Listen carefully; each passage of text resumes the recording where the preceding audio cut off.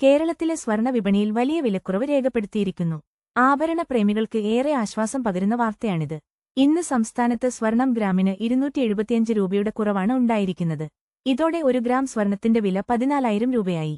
ഒരു പവൻ സ്വർണത്തിന് 2,200 രൂപ കുറഞ്ഞ് 1,12,000 രൂപ എന്ന നിലയിലാണ് വ്യാപാരം നടക്കുന്നത്.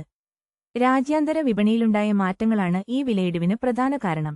അമേരിക്കൻ സമ്പദ്വ്യവസ്ഥ ശക്തമാണെന്ന സൂചനകൾ പുറത്തുവന്നതോടെ നിക്ഷേപകർ സ്വർണത്തിൽ നിന്നും പിന്മാറുകയാണ്.